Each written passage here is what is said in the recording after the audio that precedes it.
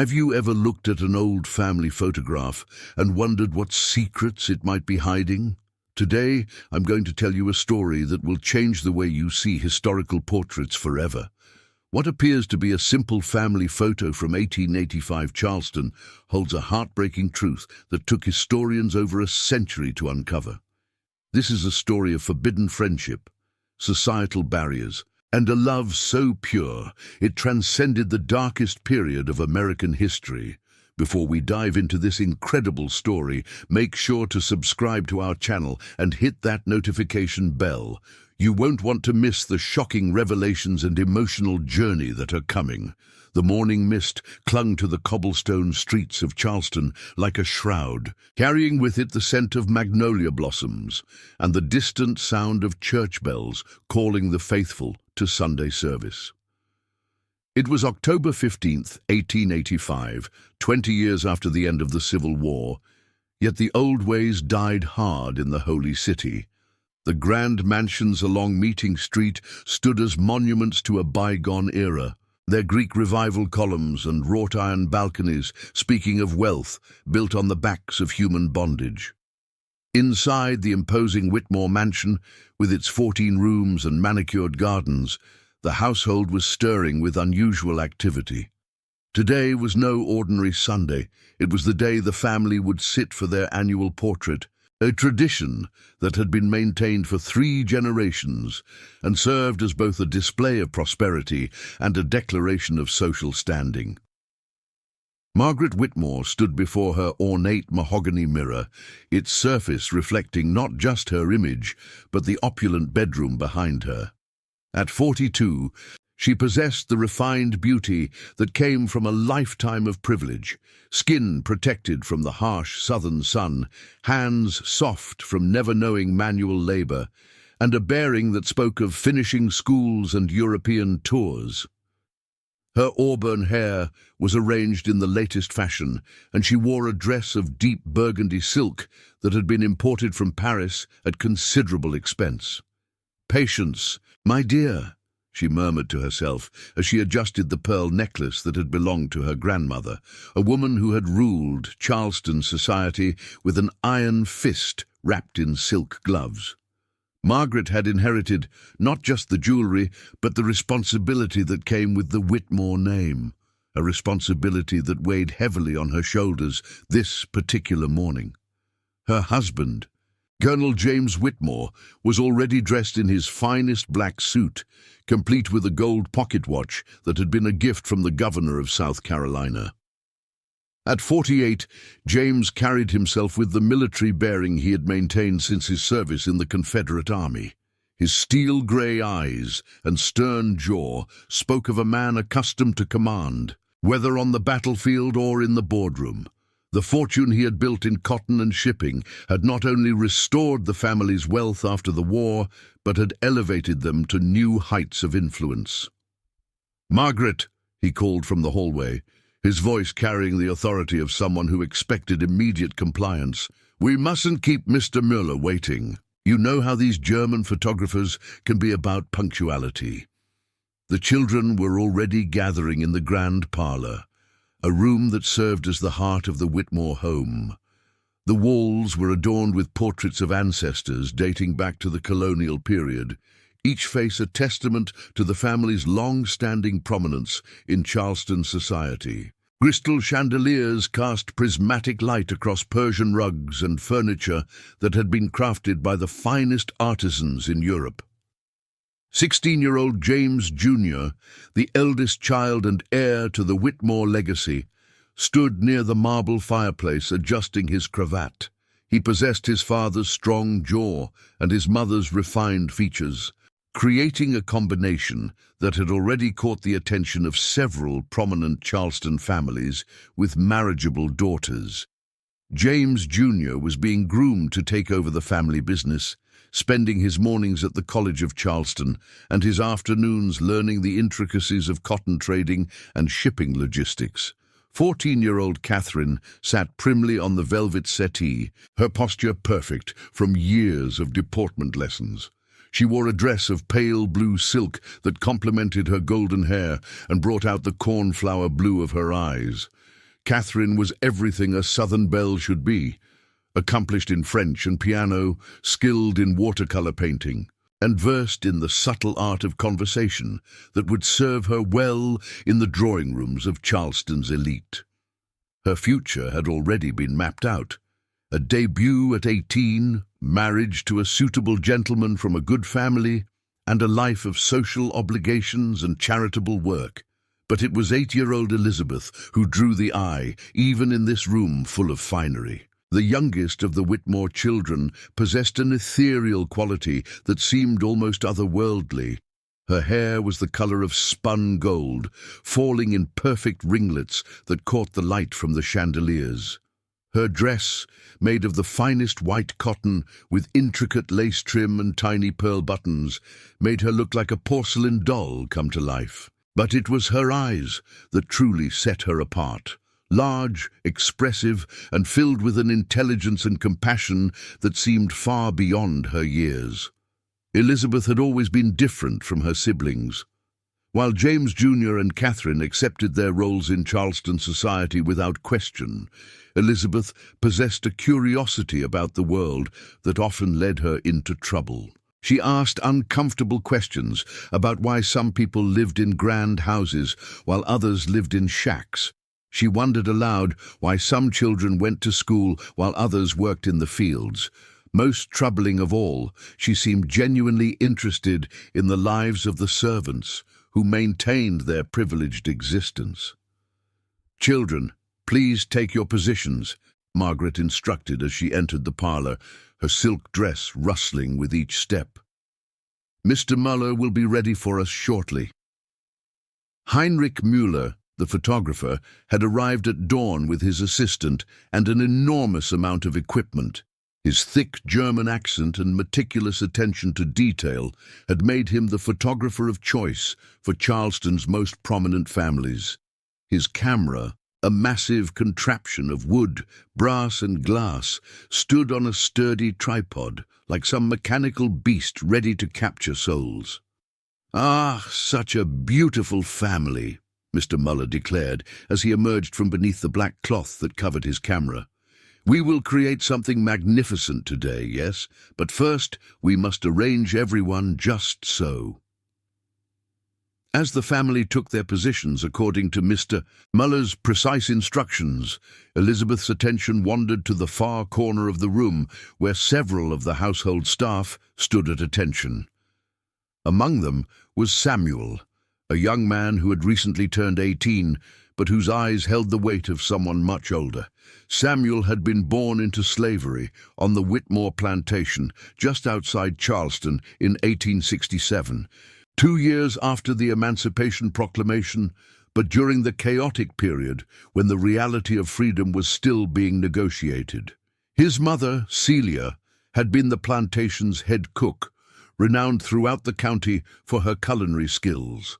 His father had been sold away when Samuel was just a baby, leaving Celia to raise her son alone in the uncertain world of Reconstruction. When the plantation was sold after the war, the Witmores had moved to their Charleston mansion and brought several of their former slaves with them as paid servants. The distinction between their current status and their former bondage was often blurred, as the wages were minimal and the living conditions little improved. Samuel had grown up in this liminal space, neither slave nor truly free, his life still dictated by the whims and needs of the Whitmore family. At 18, Samuel stood tall and lean, his skin the color of burnished copper and his features reflecting the mixed heritage common among those born into slavery. His hands, already calloused from years of labor, spoke of a life spent in service to others. But it was his eyes that revealed his true nature, intelligent, kind, and filled with a sadness that seemed to permeate his very being. Samuel had taught himself to read, using discarded newspapers and books he found in the trash, a dangerous skill that he kept carefully hidden.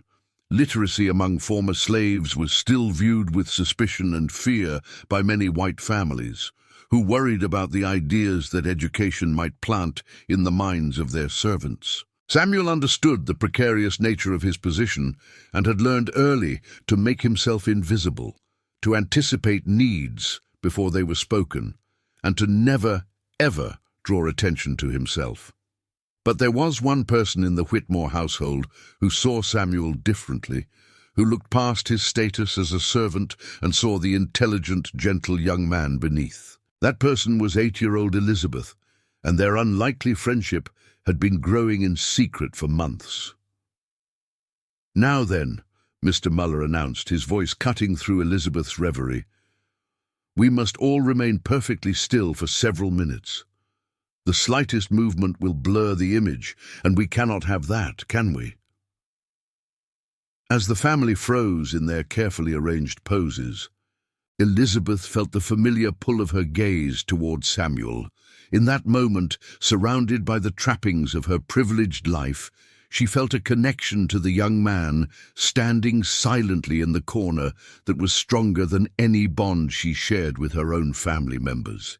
Her small hand, barely visible to the camera, extended slightly in Samuel's direction, a gesture so subtle that no one in the room noticed it at the time.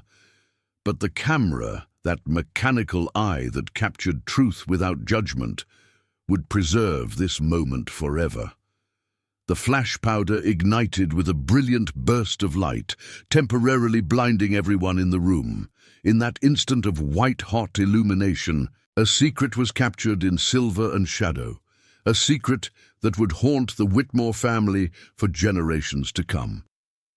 As the spots faded from their vision and normal sight returned, no one could have imagined that they had just participated in creating one of the most emotionally powerful photographs in Charleston's history. The image would outlive them all, serving as a testament to a friendship that dared to exist despite the rigid social boundaries of the post-Civil War South. "Excellent," Mr. Muller declared as he began to pack up his equipment. "The portrait will be ready in 3 weeks' time. I believe you will be very pleased with the result." But as the family dispersed and normal household activities resumed, none of them could have predicted the chain of events that this single photograph would set in motion. Events that would tear apart their carefully ordered world and reveal the true cost of maintaining the social barriers that defined their existence. In the weeks following the portrait session, life in the Whitmore household settled back into its familiar rhythm. The children returned to their studies. Colonel Whitmore immersed himself in his business affairs, and Margaret resumed her endless round of social obligations that came with being one of Charleston's most prominent hostesses. But beneath the surface of this orderly existence, something beautiful and dangerous was continuing to grow. Elizabeth had always been drawn to Samuel, but their friendship had deepened significantly in recent months. It had begun innocently enough, a shy smile when he served at dinner, a whispered "thank you" when he helped her with her coat, small gestures that most adults would have dismissed as childish politeness. But Elizabeth saw something in Samuel that others missed, and Samuel, starved for genuine human connection, found himself treasuring these brief moments of recognition. The turning point had come 3 months earlier, on a sweltering July afternoon when Elizabeth had discovered Samuel sitting beneath the ancient oak tree behind the carriage house, tears streaming down his face as he held a crumpled letter in his trembling hands. "Samuel," she had whispered, her 8-year-old heart breaking at the sight of his pain. "What's wrong?" Samuel had quickly wiped his eyes and attempted to stand, but Elizabeth had placed her small hand on his arm. "Please don't go. I want to help."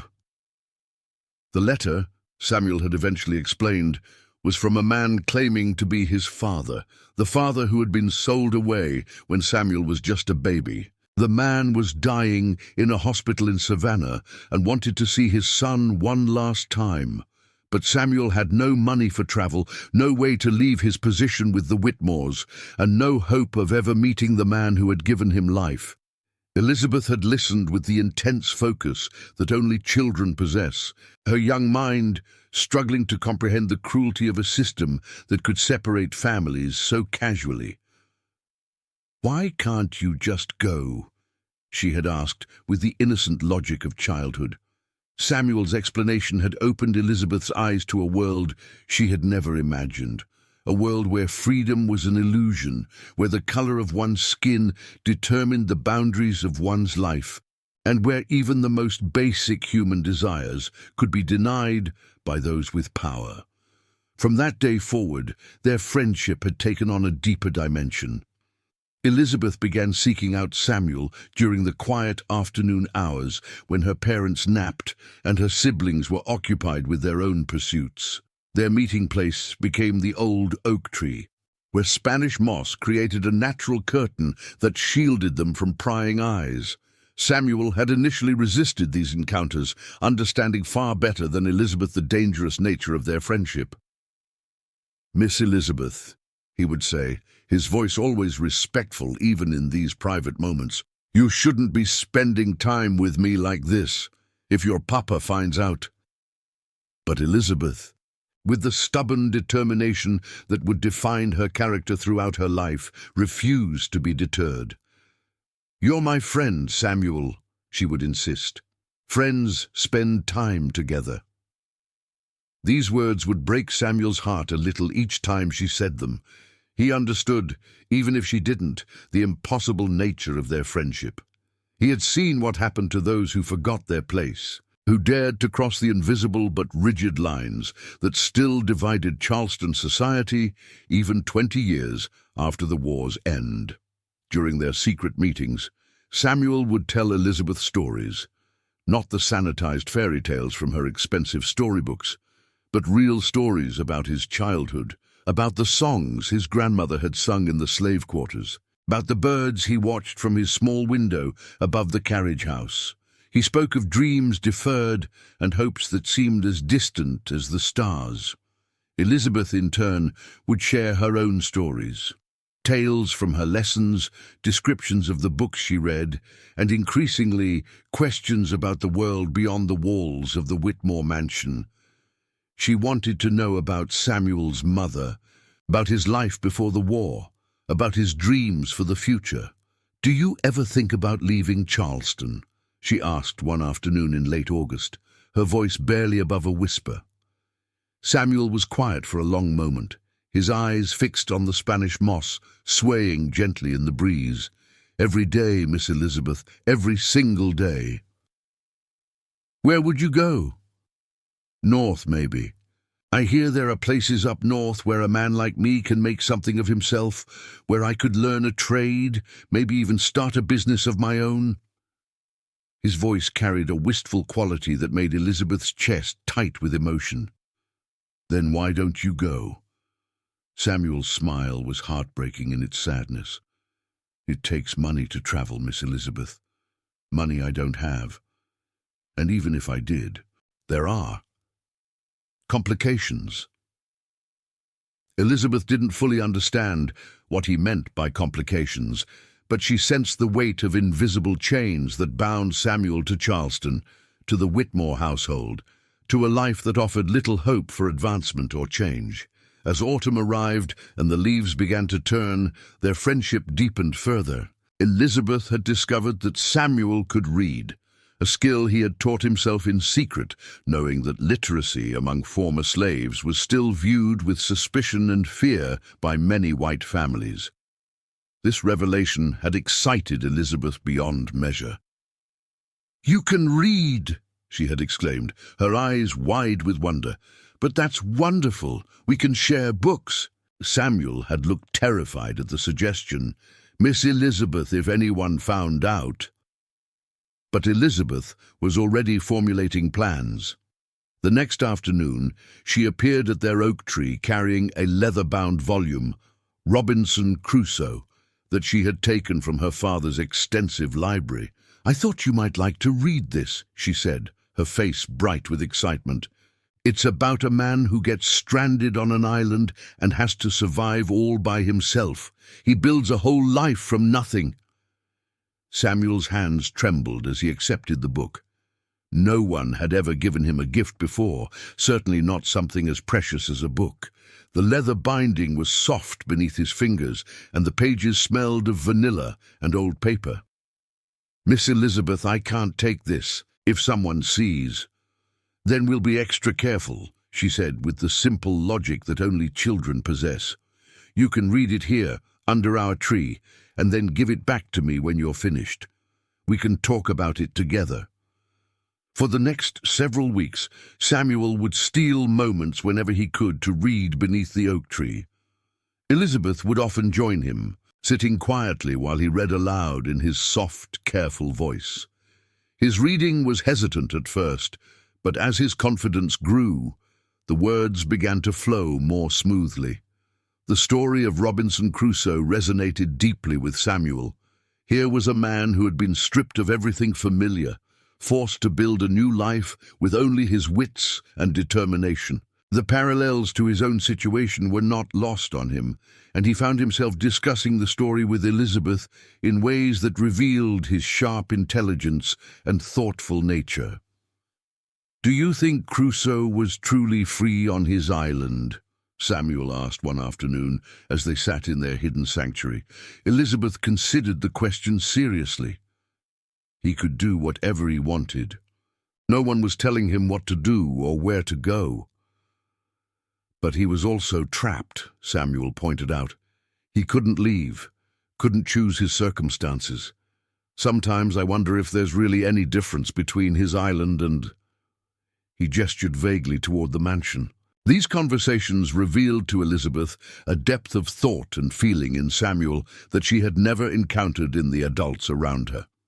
While her parents and their friends spoke in platitudes and social conventions, Samuel engaged with ideas in a way that challenged her thinking and expanded her understanding of the world. As November arrived with its crisp air and shorter days, their friendship had become the most important thing in both their lives. For Elizabeth, Samuel represented a window into a world beyond the gilded cage of Charleston society. For Samuel, Elizabeth's friendship was a reminder that not all white people saw him as less than human, that somewhere in the world there might be hope for understanding and acceptance. But happiness, Samuel had learned through bitter experience, was a luxury that people like him couldn't afford for long. And as the autumn leaves began to fall like tears from the ancient oak tree, forces were already in motion that would soon tear their friendship apart forever. The photograph from October still sat in Mr. Mueller's studio, waiting to be collected. When it finally arrived at the Whitmore mansion, it would reveal secrets that had been hidden in plain sight, setting in motion a chain of events that would change both their lives forever. Neither Samuel nor Elizabeth knew that their time together was running out, that their innocent friendship was about to collide with the harsh realities of a society that could not tolerate love that crossed racial lines.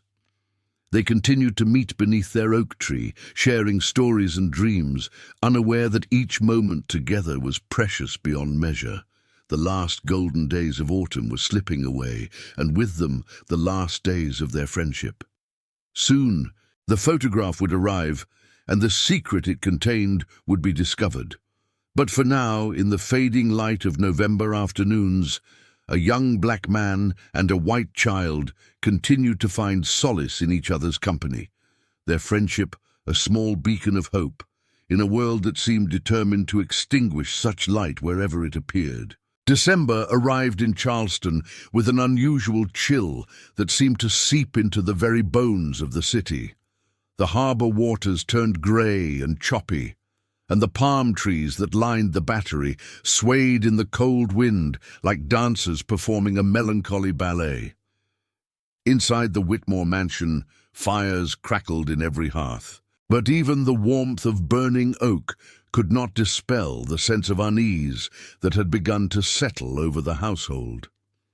It was on a particularly grey Tuesday morning that Mr. Mueller's assistant arrived with the finished portrait. The young man, his cheeks red from the cold, carefully carried the large wrapped package up the front steps of the mansion and rang the brass doorbell that announced visitors to the Whitmore household. "A delivery for Colonel Whitmore," he announced to Jeremiah, the elderly butler who had served the family for over 30 years. Jeremiah's weathered hands accepted the package with the reverence due to something of obvious importance.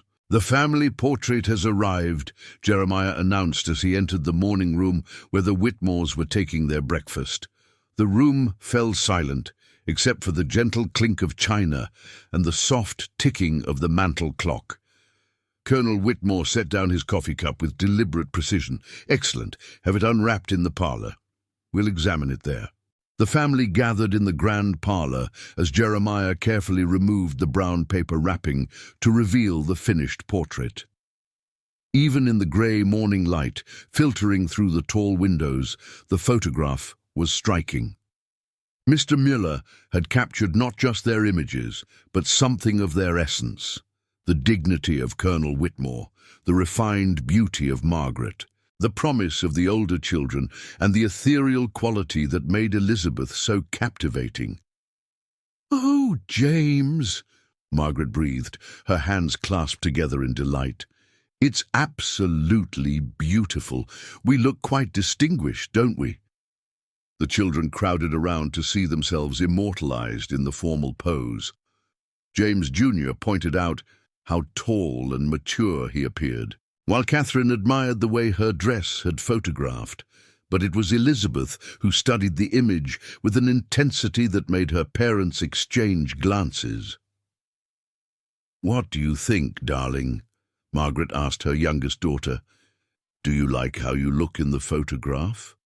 Elizabeth nodded slowly, but her attention seemed focused on something beyond her own image. Her small finger traced the air just above the glass, following some invisible line that only she could see. "Papa," she said quietly, "may I see the picture up close?" Colonel Whitmore lifted her up so she could examine the portrait more carefully. Elizabeth's heart began to pound as she saw not only her own expression, but Samuel's as well, standing in the background with the other servants. The camera had captured something in his eyes, a look of such profound sadness mixed with genuine affection that it took her breath away. But more than that, she could see her own secret smile, the one she had directed not at the camera, but at Samuel.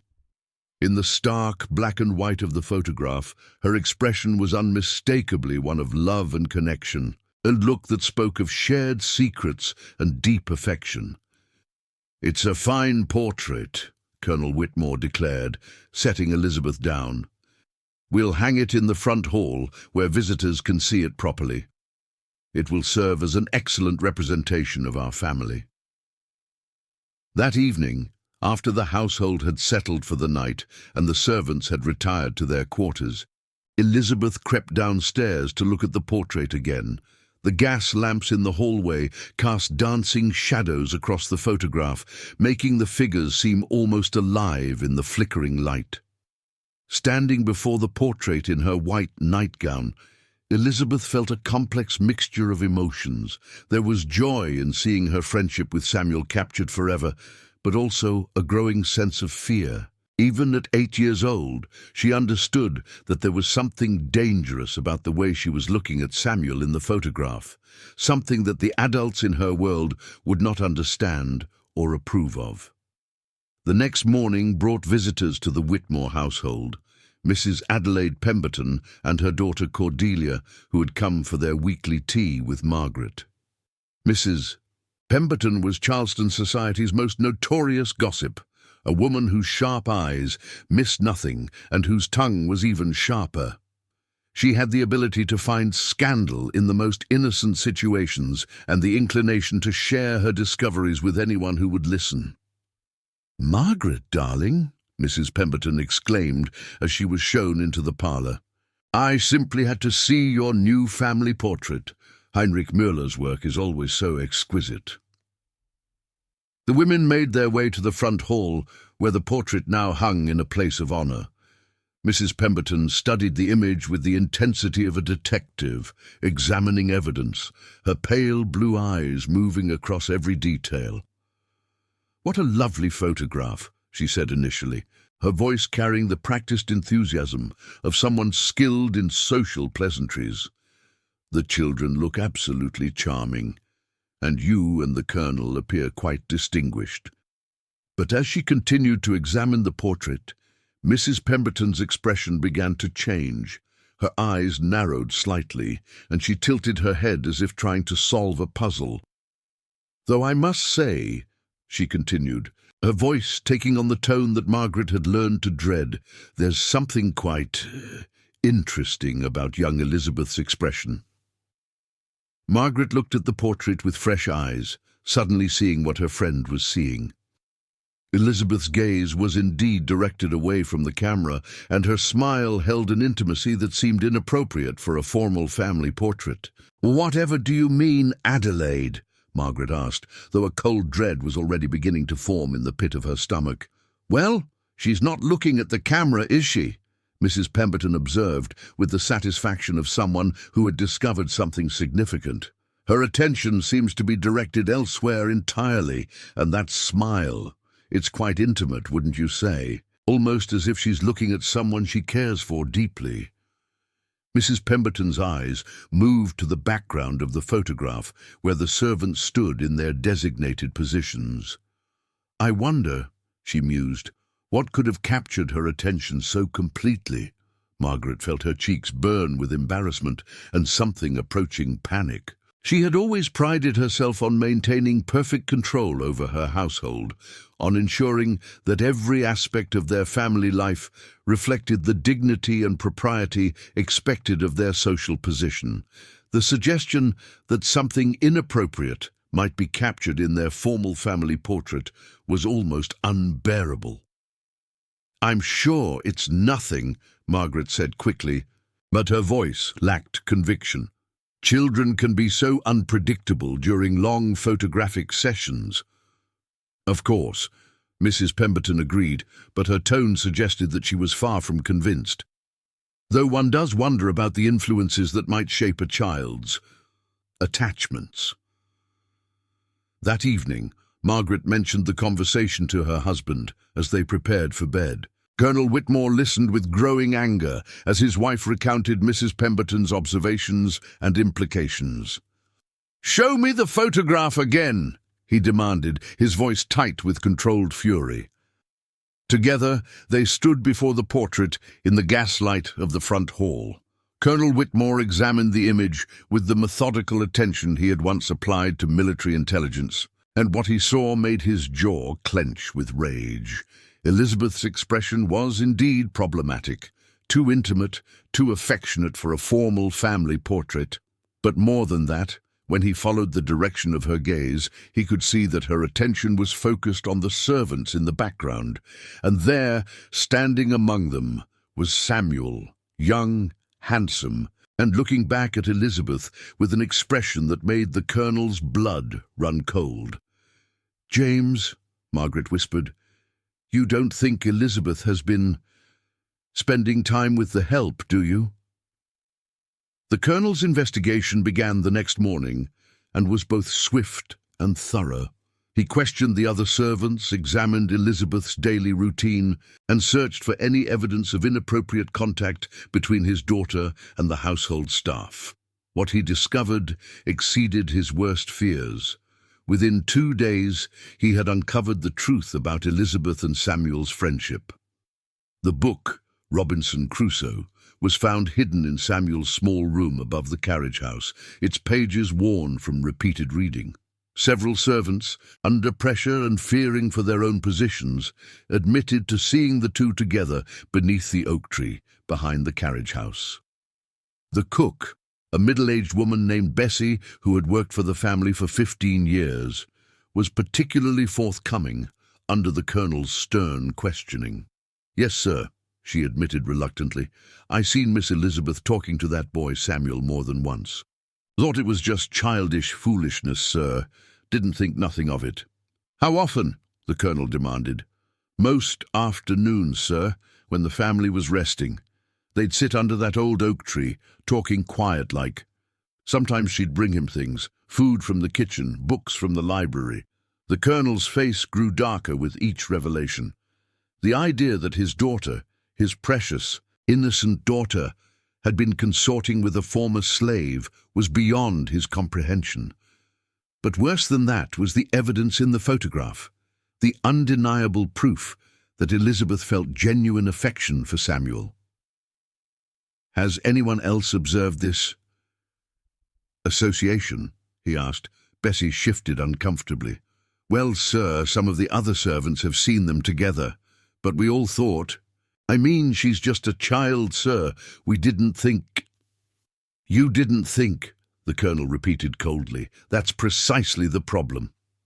That evening, Elizabeth was summoned to her father's study, a room she had always found intimidating with its dark wood paneling, leather-bound books, and the lingering scent of tobacco and brandy.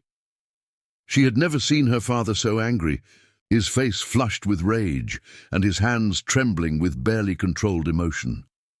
"Elizabeth," he said, his voice cold and controlled in a way that frightened her more than shouting would have, "I understand you have been associating inappropriately with one of our servants." The 8-year-old girl stood as tall as she could, her chin raised in defiance despite the fear that made her heart race. "Samuel is my friend, Papa." "Samuel is not your friend," Colonel Whitmore said sharply, each word delivered like a physical blow. "He is an employee of this household, and you are a Whitmore. There is a natural order to things, Elizabeth, and you must learn to respect it."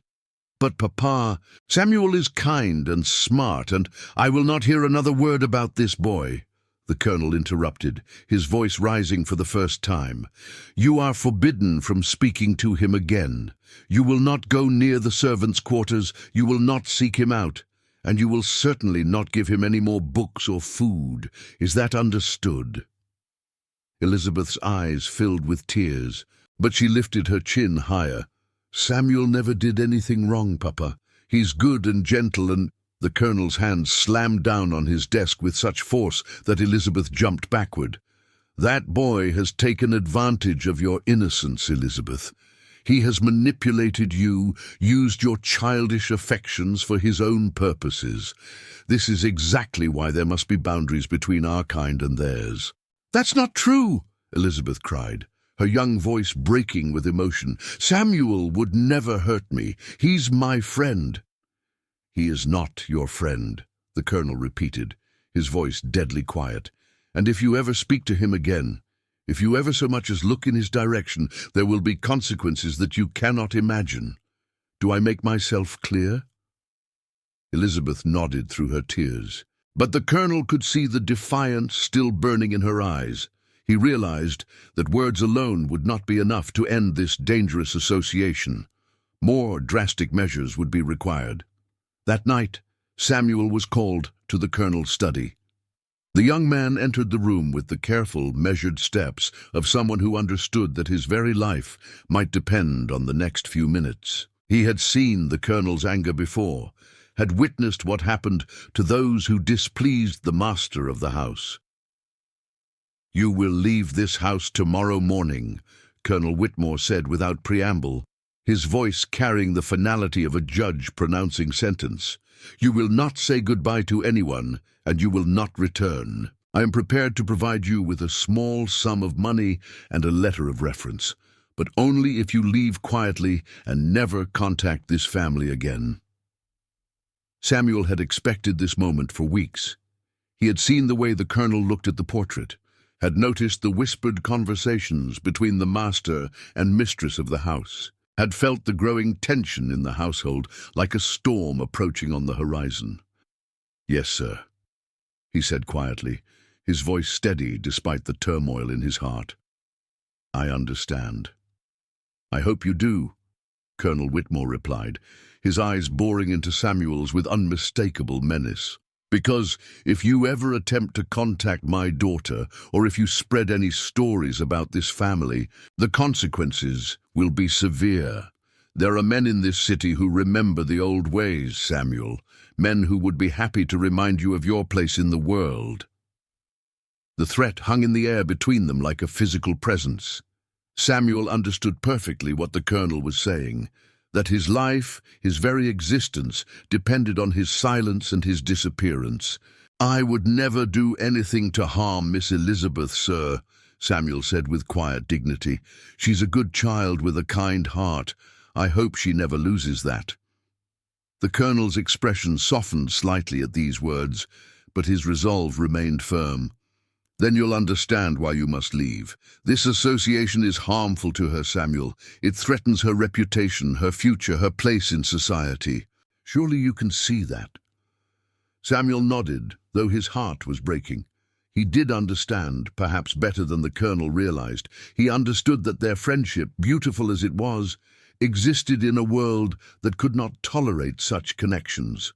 He understood that Elizabeth's future depended on her ability to navigate Charleston society according to its rigid rules. And he understood that his presence in her life would only make that navigation more difficult.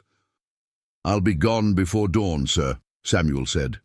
"See that you are," the colonel replied. "And Samuel, if you truly care for Elizabeth's welfare, you'll make sure she never sees you again." As Samuel left the study and climbed the narrow stairs to his small room above the carriage house, he carried with him the weight of a friendship that had been too pure for the world they lived in. Tomorrow he would disappear from Elizabeth's life forever, taking with him the memory of a little girl who had seen past the color of his skin to the person beneath. The photograph would remain, hanging in the front hall of the Whitmore mansion, a permanent reminder of a moment when love had transcended the artificial barriers of society. But the friendship it captured would be destroyed by those same barriers, leaving behind only the silver and shadow evidence of what had once been beautiful and true. Dawn broke grey and cold over Charleston on December 15th, 1885, the kind of morning when the mist from the harbour seemed to carry the weight of sorrow itself. Samuel had not slept during his final night in the Whitmore carriage house. Instead, he had sat by his small window, watching the stars fade into the pale light of morning, while he carefully packed his few possessions into a worn canvas bag that had belonged to his mother. The room that had been his home for the past 5 years was sparse but clean. A narrow bed with a thin mattress, a wooden chair that he had repaired himself, and a small table where he kept his few personal items. Hidden beneath a loose floorboard was the letter from his father in Savannah, now yellow with age and worn from repeated reading. Samuel retrieved it carefully, along with the small amount of money he had managed to save from his meager wages. As he prepared to leave, Samuel's eyes fell on the copy of Robinson Crusoe that Elizabeth had shared with him. The book lay open on his table, its pages marked with careful notes in the margins, thoughts and observations that he had written in the careful script he had taught himself. For a moment, he considered taking it with him, but he knew that would be theft. Instead, he closed the book gently and placed it on the table where someone would find it. The house was still silent as Samuel made his way down the narrow stairs and across the courtyard. The other servants were not yet stirring, and the family would not wake for another hour. This was exactly as Colonel Whitmore had planned. Samuel's departure would be as invisible as his presence had been expected to be. But as he reached the gate that led to the street, Samuel heard a sound that made his heart stop, the soft patter of bare feet on cobblestones. He turned to see Elizabeth running toward him, her white nightgown billowing behind her like the wings of a small angel.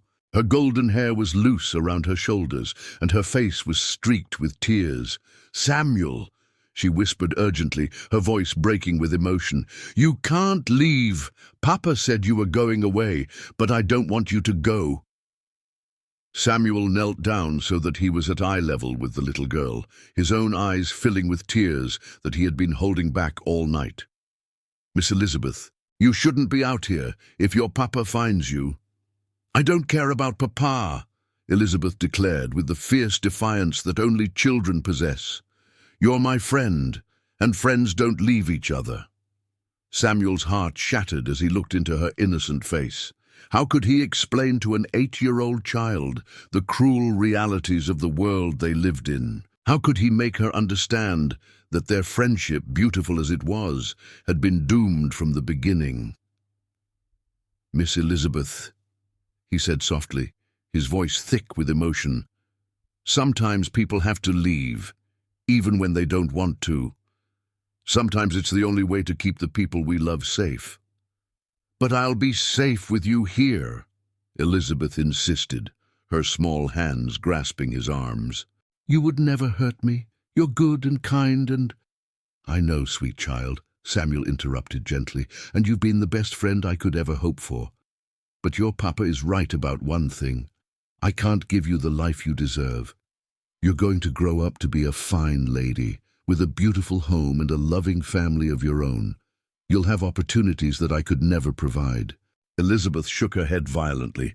"I don't want those things if you can't be there too." Samuel pulled the little girl into a gentle embrace, breathing in the scent of lavender soap and innocence that seemed to surround her. "Listen to me, Miss Elizabeth. Promise me something." She pulled back to look at him, her blue eyes wide and trusting. "Promise me that you'll remember that people are good or bad because of what's in their hearts, not because of what they look like or where they come from. Promise me that you'll always be kind to people who are different from you." "I promise," Elizabeth whispered, "and promise me that you'll be happy, that you'll laugh and play and learn everything you can about the world. Don't let anyone make you small or mean or afraid." "But what about you?" Elizabeth asked. "Will you be happy?" Samuel smiled through his tears. "Knowing you, Miss Elizabeth, has made me happier than I ever thought possible. I'll carry that happiness with me wherever I go." The sound of a door opening in the main house made them both freeze. Samuel knew that their time was up. That discovery would mean disaster for both of them. "You have to go back inside now," he whispered urgently. "Quick, before someone sees you." Elizabeth threw her arms around his neck one last time. "I'll never forget you, Samuel. Never. And I'll never forget you, Miss Elizabeth. You've shown me that there's still goodness in this world." With that, Samuel gently disentangled himself from her embrace and walked quickly toward the gate.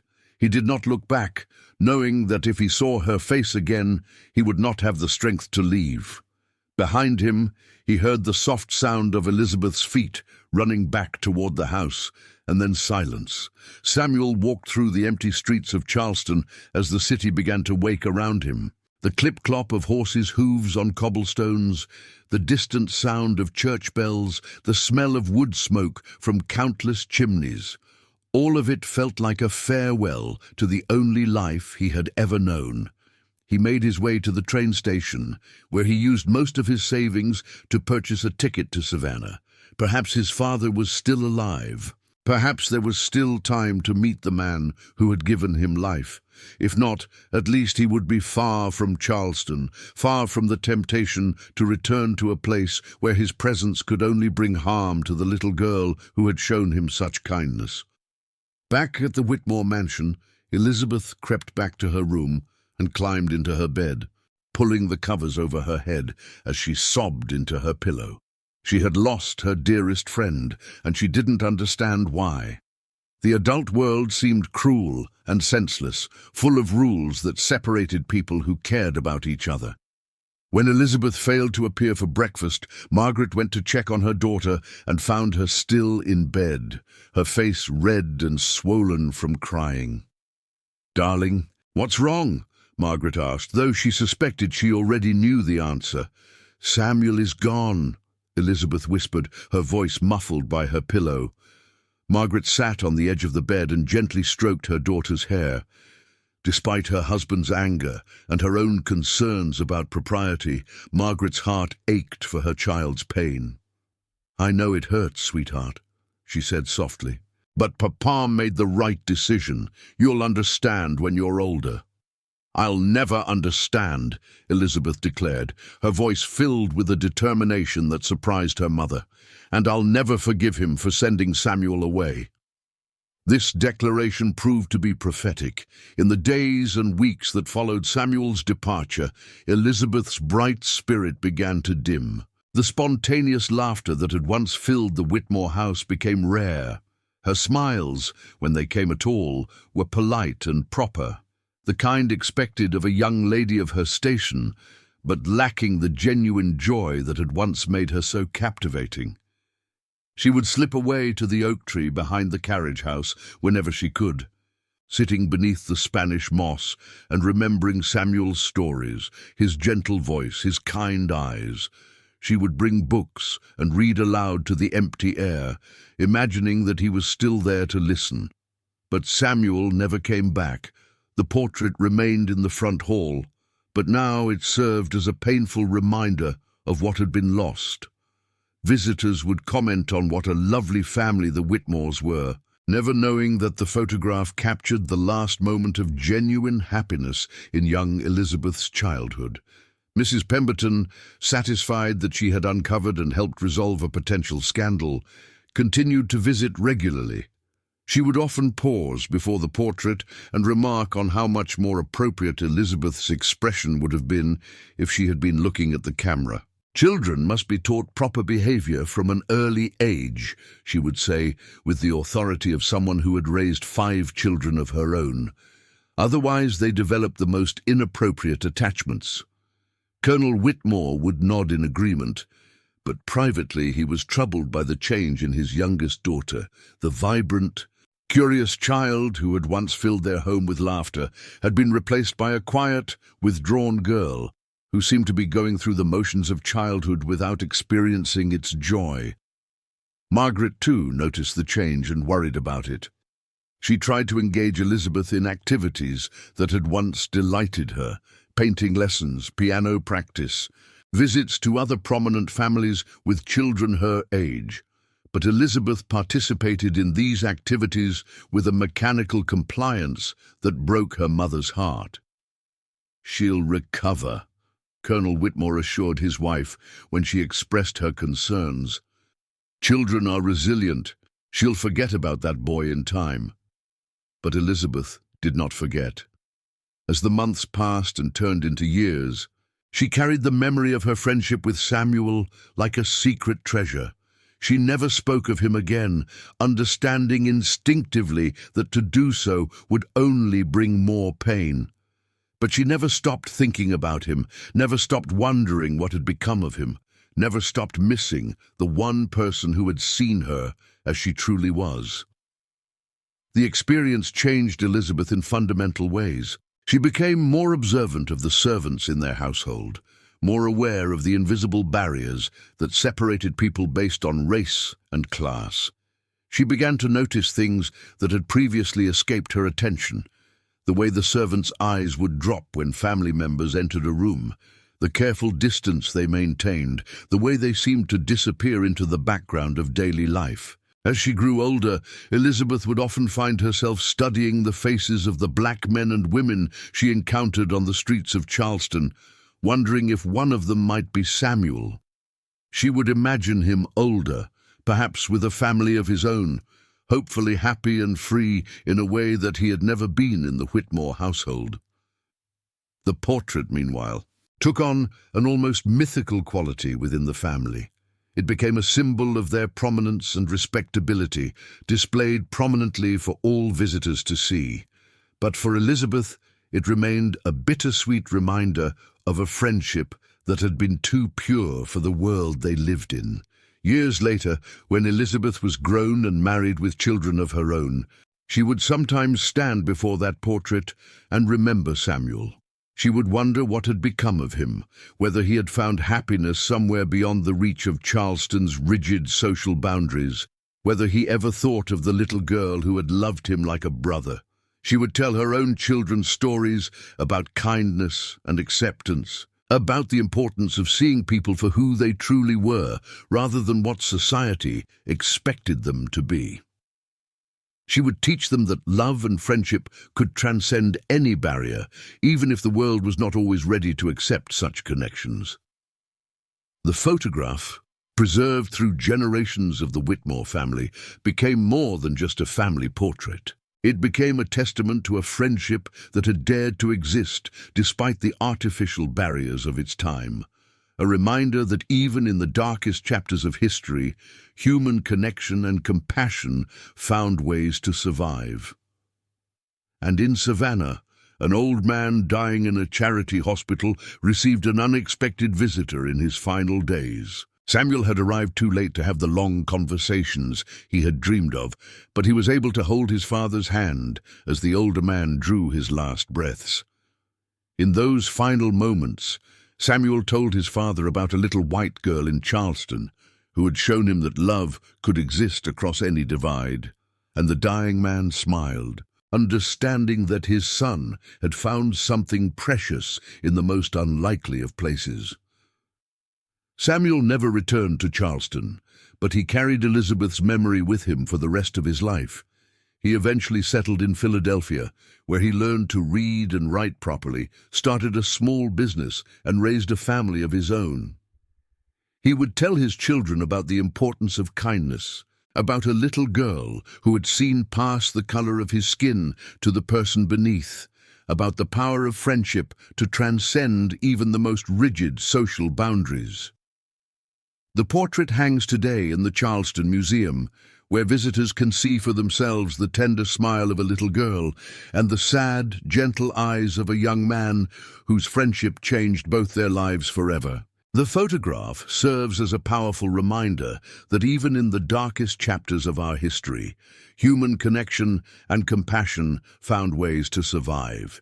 And sometimes, if you look closely enough at old photographs, you can still see the love that refused to be erased by time. Love that transcended the artificial barriers of society and proved that the human heart recognizes no boundaries when it comes to genuine affection and respect. The story of Elizabeth and Samuel reminds us that friendship in its purest form sees no color, recognizes no class, and acknowledges no artificial divisions. Their brief but profound connection serves as a beacon of hope, proving that even in the most unlikely circumstances, love and understanding can flourish, leaving behind a legacy that outlasts the prejudices of any particular era. If this story moved you as much as it moved me, please subscribe to our channel for more hidden histories and untold stories. Sometimes the most powerful truths are found not in history books, but in the faces captured in old photographs. Faces that remind us that behind every historical period were real people, with real emotions and real connections that transcended the limitations of their time. What other historical mysteries would you like us to explore? Share your thoughts in the comments below, and don't forget to hit that notification bell so you never miss our latest discoveries.